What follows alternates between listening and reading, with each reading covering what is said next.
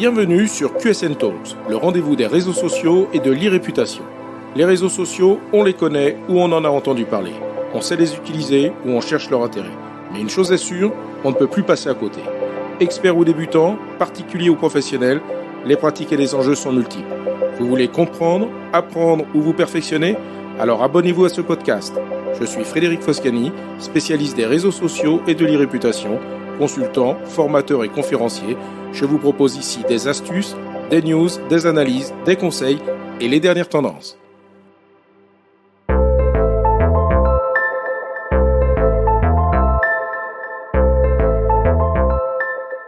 Bonjour. Aujourd'hui, dans QSN Talks, je vais aborder les erreurs et les pièges à éviter sur les réseaux sociaux et vous proposer des astuces et de bonnes pratiques. En effet, les réseaux sociaux prennent une part de plus en plus importante dans notre vie personnelle et professionnelle et peuvent avoir un impact considérable sur notre image et notre réputation. Les risques sont de plus en plus nombreux, tels que les cyberattaques, les arnaques, la diffusion de fausses informations, la diffusion de contenus offensants ou discriminatoires, etc. Il est donc important de se préoccuper de ces risques et de savoir prendre les mesures nécessaires pour les éviter. A fortiori, si vous représentez une entreprise ou une organisation sur les réseaux sociaux, vous devez être encore plus vigilant envers les risques qui pourraient vous nuire et, à travers vous, impacter votre entreprise. Voici donc quelques bonnes pratiques pour éviter des erreurs de comportement et des pièges que l'on peut nous tendre sur les réseaux sociaux. L'un des usages les plus répandus de l'utilisation des réseaux sociaux concerne la recherche d'informations. Car oui, les réseaux sociaux sont devenus des sources d'informations privilégiées. Il n'est donc pas surprenant que ces leviers soient exploités pour la diffusion de fake news, ces fausses informations visant à nous influencer et donc à nous manipuler. Savoir vérifier l'exactitude des informations diffusées sur Internet et les réseaux sociaux devient donc incontournable. Mais comment s'y prendre ? Voici quelques étapes à suivre pour vérifier l'exactitude des informations diffusées sur les réseaux sociaux. Première précaution, vérifiez la source de l'information. Pour cela, assurez-vous qu'elle provient d'une source fiable et digne de confiance. Vérifiez la date de publication de l'information. Si l'information est ancienne, il est possible qu'elle ne soit plus d'actualité. Recherchez également d'autres sources qui parlent du même sujet. Si l'information est importante, il y a de fortes chances qu'elle soit reprise par d'autres sources. Il existe des outils de vérification de l'information tels que Google Actualités, Snopes, Check News ou bien encore Factisk, qui est une plateforme de vérification de faits spécialisée dans la vérification de l'exactitude des informations publiées en ligne, en particulier sur les réseaux sociaux. Ces plateformes permettent de vérifier l'origine et la fiabilité de nombreuses informations publiées sur le web. Il existe également de nombreux autres fact-checkers de médias qui proposent des services similaires. Voici quelques exemples de fact-checkers de médias qui permettent de vérifier l'exactitude des informations publiées en ligne et en particulier sur les réseaux sociaux. Le journal Le Monde dispose d'une rubrique dédiée à la vérification de l'exactitude des informations publiées sur le web et les réseaux sociaux. France Info propose un service de vérification de faits qui s'appelle les décodeurs. AFP Factuel est le service de vérification de faits de l'agence France Presse, l'AFP. France 24 propose un service similaire avec les observateurs. Même le Gorafi, le site humoristique, dispose également d'une rubrique de vérification de faits. D'autres outils sont précieux pour aider à vérifier l'exactitude d'une information, cette fois d'une photo ou d'une vidéo publiée sur les réseaux sociaux. Google Reverse Image Search est le service de Google qui permet de rechercher une image sur le web en la téléchargeant ou en lui fournissant son URL. Cet outil permet de savoir si une image a été utilisée ailleurs sur le web et à trouver des informations sur son origine.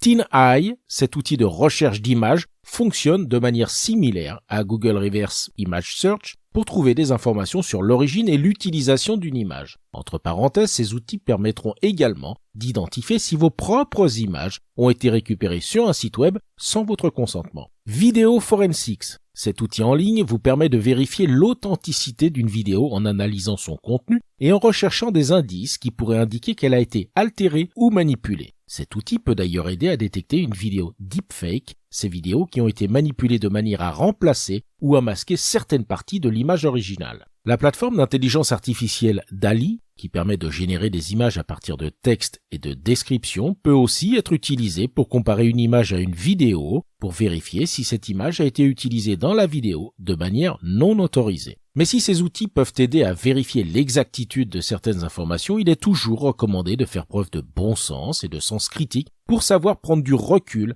et remettre en question les informations que l'on voit en ligne. Soyez donc sceptique et posez-vous les bonnes questions. Est-ce que cette information semble plausible ? Y a-t-il des éléments qui ne correspondent pas à ce que vous savez déjà? En somme, ne prenez pas tout pour argent comptant et surtout, ne partagez pas une information si vous n'êtes pas sûr de son exactitude. D'autres pratiques doivent également devenir des réflexes dans notre utilisation des réseaux sociaux pour éviter des maladresses, des erreurs ou des pièges dont les conséquences peuvent parfois être désastreuses. Tout d'abord, savoir faire attention à ses propres comportements. Avant de se méfier des autres, apprenons à nous méfier de nous-mêmes. Bien souvent, par notre propre comportement, nous pouvons être à l'origine de maladresses, d'erreurs ou de diffusion d'informations qui peuvent se retourner contre nous ou qui n'ont pas à être diffusées publiquement. Nos publications et nos interactions contribueront à la perception que l'on se fera de nous. Il est donc capital de prendre le temps, avant de publier ou de réagir, d'être respectueux dans nos interactions en ligne, de ne pas publier de contenu insultant, offensant ou discriminatoire.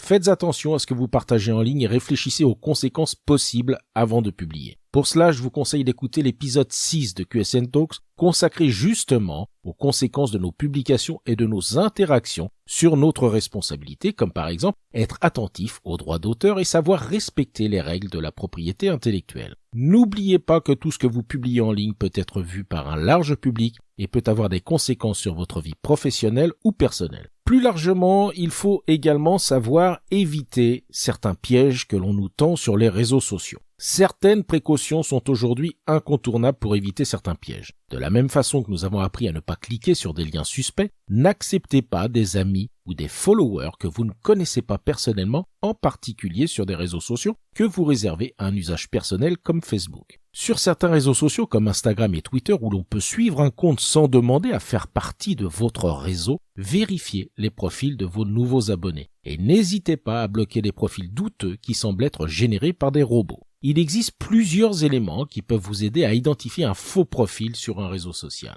Un profil qui a été créé récemment et qui a très peu d'amis ou de followers peut être suspect. Si le profil ne semble pas correspondre à une personne réelle, par exemple s'il utilise une photo de célébrité comme photo de profil, cela peut être un signe de faux profil. Un profil qui publie du contenu inapproprié ou qui partage des liens suspects peut être un faux profil. Si le profil ne dispose pas de beaucoup d'informations personnelles ou s'il utilise un nom d'utilisateur étrange, méfiez-vous. Et enfin, un profil qui propose des rencontres à caractère sexuel, fuyez-le et n'hésitez pas même à le bloquer. Il est important de noter que les faux profils peuvent être difficiles à détecter et qu'il est recommandé de faire preuve de prudence lorsque l'on accepte des amis ou des followers sur les réseaux sociaux. Si vous avez des doutes sur l'authenticité d'un profil, n'hésitez pas à effectuer des recherches supplémentaires ou à ne pas accepter la demande ou même à bloquer le profil en question. N'hésitez pas à passer la photo du profil au crible d'un outil tel que TinEye dont je vous ai parlé précédemment. Il arrive souvent d'identifier ainsi une photo extraite d'une base de données payante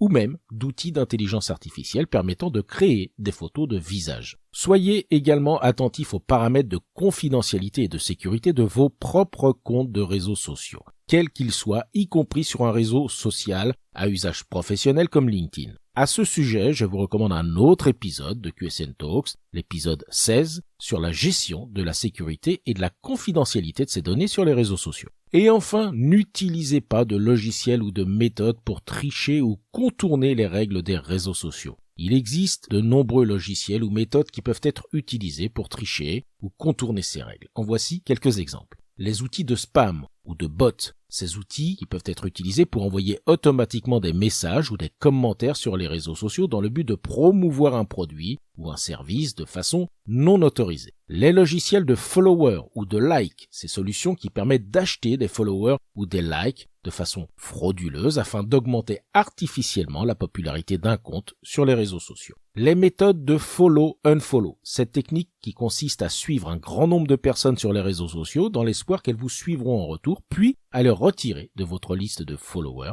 une fois qu'elles vous ont suivi. Cette technique est utilisée pour augmenter artificiellement le nombre de followers d'un compte. Et enfin, les outils de hacking ou d'automatisation de leads qui permettent d'extraire des informations privées des profils sociaux, comme les numéros de téléphone ou les emails, ou bien d'envoyer des demandes de contact de façon automatique. Beaucoup peuvent être tentés de recourir à ces solutions, notamment pour un objectif professionnel et particulièrement sur LinkedIn. Sachez que l'utilisation de ces outils ou de ces méthodes est interdite par les conditions d'utilisation des réseaux sociaux et peut entraîner de leur part des sanctions telles que la suppression du compte. En conclusion, les erreurs et les pièges sont nombreux sur les réseaux sociaux. qu'il s'agisse de ceux que l'on nous tend ou de ceux dont nous pouvons nous-mêmes être à l'origine. Les réseaux sociaux deviennent incontournables dans notre quotidien et il est important de savoir se prémunir face aux risques pour en faire un usage utile et sans risque, ou du moins en sachant comment limiter ces risques. Respecter les règles et les conditions d'utilisation des réseaux sociaux, protéger ses données personnelles, savoir valider l'authenticité des informations et adopter un comportement public en accord avec l'image que l'on veut donner de soi sont les clés d'une utilisation pérenne et sûre de ces outils. Cet épisode vous a intéressé? Alors abonnez-vous pour ne pas rater la suite. Et n'hésitez pas à donner 5 étoiles au podcast sur Apple Podcast et à le partager sur vos réseaux sociaux préférés. Ça fait toujours plaisir. Ce podcast est rendu possible par QSN Digital, l'agence que j'ai fondée pour conseiller, accompagner et former les professionnels, entreprises, dirigeants et personnalités à définir et gérer leur stratégie de présence sur les réseaux sociaux et leur e-réputation. Vous avez des problématiques de visibilité, d'image, de veille, de recrutement et de relations clients? Vous souhaitez développer votre marque employeur? Vous voudriez faire de vos collaborateurs des ambassadeurs? Contactez donc QSN Digital pour demander votre coach social media. Je me ferai un plaisir d'échanger avec vous. Pour me trouver, rien de plus simple, demandez à Google ou à vos réseaux sociaux. À bientôt.